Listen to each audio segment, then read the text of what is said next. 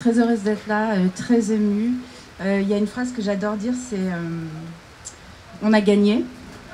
Et ça me fait très plaisir d'être un petit bout de cette victoire. Alors merci de m'inviter dans votre lutte, parce qu'on gagne parfois, pas souvent, pas assez, pas tout le temps, mais on gagne parfois. Comme dit Hervé Kempf, il faut tirer la confiance des victoires, car il y en a. Parce que la vie, c'est nous, qu'on est les plus beaux, les plus sympas, les plus marrants, pas les plus riches ni les mieux armés, c'est con, mais les plus aimants. Il y a quelques temps, lors d'un soir de déprime, vu la situation, j'ai écrit à Françoise Vergès, parce que de notre côté, on a des gens incroyables, pas Marc Fesneau. J'ai écrit à Françoise Vergès en lui disant « Françoise, je suis triste ». Et elle m'a répondu « Restons fortes et puisons cette force dans la certitude d'être aimés pour ce que nous faisons. Ils nous haïssent comme nous les haïssons. Nous nous aimons comme ils ne seront jamais aimés. » Alors c'est pour vous remercier de cet amour entre nous que je suis là. Mon truc, c'est d'essayer de permettre aux gens d'épouser des milliardaires pour lutter contre les inégalités. Alors je vais vous en présenter deux que je considère comme des beaux partis. Ça, c'est pour que toute votre vie, vous pensiez à moi quand vous allez au supermarché. Brigitte Rausing, Tetra Pak, tout reste intact. Attention, on reste dans le lait. Emmanuel Beignet, le PDG de Lactalis, papa, c'est quoi cette bouteille de lait? C'est à nous, chaton. Lui, il n'a qu'une seule obsession, c'est qu'il ne veut pas que les producteurs de lait soient payés trop cher. Il ne veut pas que les producteurs de lait vivent de leur travail, mais lui trouve normal de vivre du leur. Il ne veut pas que les producteurs de lait soient payés plus de 400 € la tonne. Alors les producteurs du lait lui ont dit « Franchement, Emmanuel, c'est pas beaucoup. Nous, on ne peut pas nourrir nos bêtes, on ne peut pas se payer de salaire. » Emmanuel Beignet leur a répondu « Qu'est-ce que vous voulez que je vous dise? Moi, je suis milliardaire, mes marges, elles ne tombent pas du ciel. Si vous n'êtes pas content, ce sera 350 € la tonne. » Alors les paysans lui ont dit « Bon, je sais qu'en ce moment, on parle beaucoup de lui à cause de l'affaire du lait infantile contaminé et des salmonelloses. Mais moi, ce que je voudrais dire, c'est qu'une salmonellose, c'est quoi?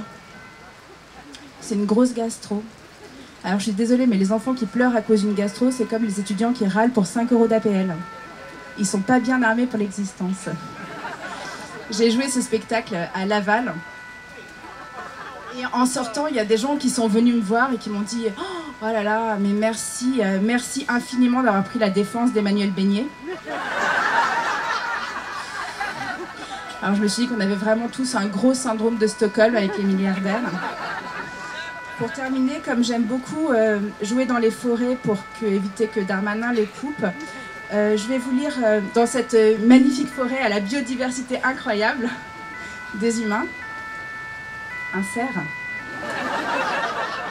Je vais vous lire un extrait de Élisée Reclus que la Confédération paysanne a choisi.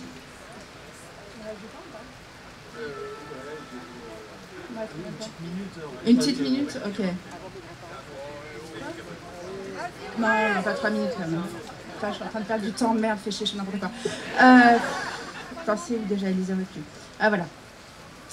Aucun amour n'est plus fort que celui du paysan pour le sol qu'il ensemence, duquel il est né et dans lequel il retournera. Et pourtant, que d'ennemis l'entourent et lui envient la possession de cette terre qu'il adore.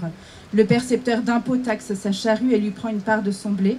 Le marchand en saisit une autre part, le chemin de fer le frustre aussi dans le transport de la denrée.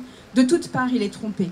Et nous avons beau lui crier « Ne paie pas l'impôt, ne paie pas la rente », il paie quand même, parce qu'il est seul. Parce qu'il n'a pas confiance dans ses voisins, les autres petits paysans, propriétaires ou métayers, et n'ose se consorter avec eux. On les tient asservis, lui et tous les autres, par la peur et la désignon.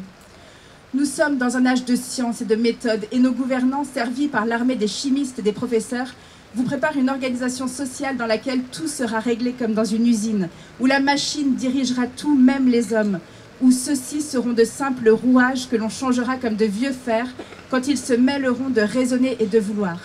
Certes, si le bonheur de l'humanité consistait à créer quelques milliardaires thésaurisant au profit de leur passion et de leurs caprices les produits entassés par tous les travailleurs asservis, cette exploitation scientifique de la terre par une chiourme de galériens serait l'idéal rêvé. Voilà, camarades travailleurs qui aimez le sillon où vous avez vu la première fois le mystère de la tigelle de froment perçant la dure motte de terre. Voilà quelle destinée on vous prépare.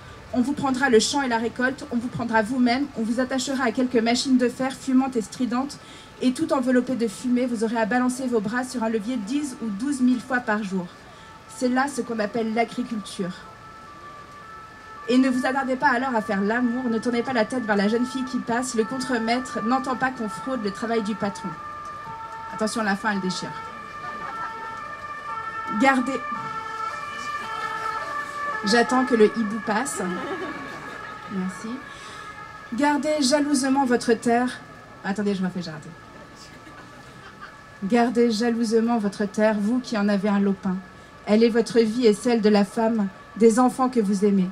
Associez-vous aux compagnons dont la terre est menacée comme la vôtre par les usiniers, les amateurs de chasse, les prêteurs d'argent. Oubliez toutes vos petites rancunes de voisins à voisins et groupez-vous en communes, où tous les intérêts soient solidaires, où chaque motte de gazon et tous les communiers pour défenseurs. Mais si vous ne faites pas cela, tout est perdu. Vous périrez esclaves et mendiants. Vous avez faim, disait récemment un maire à une députation d'humbles sans travail. Vous avez faim, eh bien mangez-vous les uns les autres. On ne va pas faire ça. Merci.